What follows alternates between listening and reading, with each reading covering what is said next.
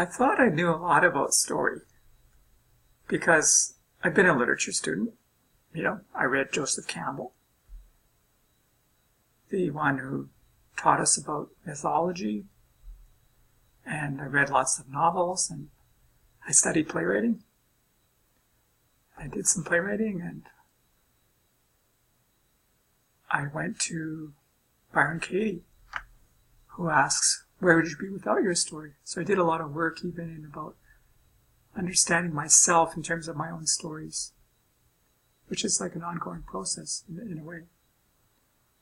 But recently I had quite a profound experience, which was kind of unexpected. And it was at work. And I've been involved in educational development, like online courses and the digital space basically in K-12 and post-secondary for many years now. I won't say how many, more than 10. And in the last couple of years, I've had the great pleasure and good fortune of working with a guy, I'll just call him Patrick, my awesome colleague who's trained as a designer. And a designer, not just like a web designer, but knowledgeable in lots of different kinds of design. For example, industrial design, product design, service design. And because we're working in the health science area, I also had an experience of getting into story as a design tool. So, for example, I did a course in patient journey mapping, which is a way of which is a way of capturing somebody's experience in the healthcare system through a story. So, I'm kind of like getting my feet wet with that and seeing that's a whole other way of using stories, which is really interesting. And the other day, it was like 2 weeks ago, Patrick was teaching this class of undergraduates. It was actually a volunteer class. How busy are those people? But they volunteered to come out to this non-credit course. Several design students, and then several health science students, and they're all undergraduates. Dentistry students, OTs, med students, nursing students, and design students. And it was in the context of an interdisciplinary course. And the guests that night were a nurse and a doctor, physician. And they were talking about interdisciplinary practice and the ideals of interdisciplinary practice.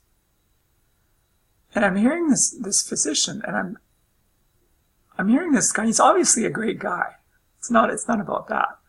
But I'm hearing him talking about, the ideals of the interdisciplinary approach as a physician sees it. And I had this huge cognitive dissonance, that's not been my experience, That's not my experience. I'm sorry, but that's not been my experience with the healthcare system, with physicians. It always feels like there's these two different worlds colliding, right, when I talk with physicians.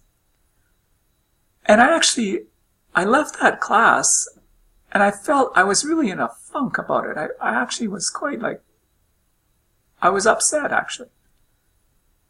And then I came home and, meditated on it. And what I saw was that it really goes right to my wound somehow of, not being appreciated or not being understood or something like that.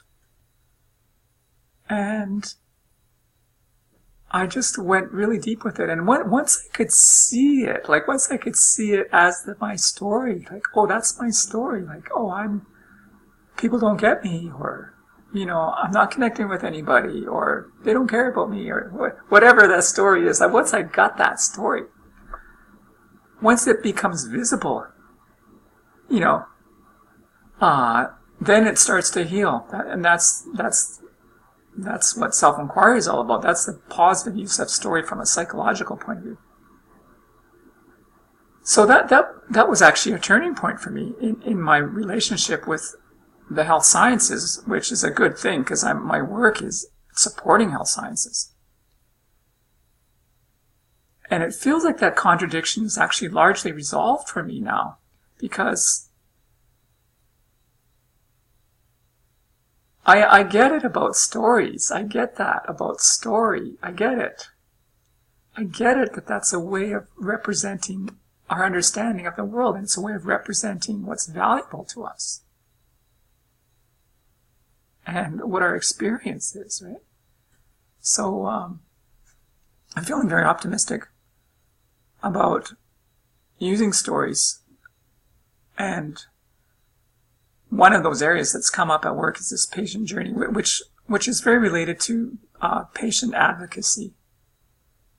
So that's an area that I'm really interested in. Also learner advocacy, like different kinds of advocacy through the use of storytelling. So I'm really excited about that, actually. And that's it. That's where I'm at with my story. Thank you for listening.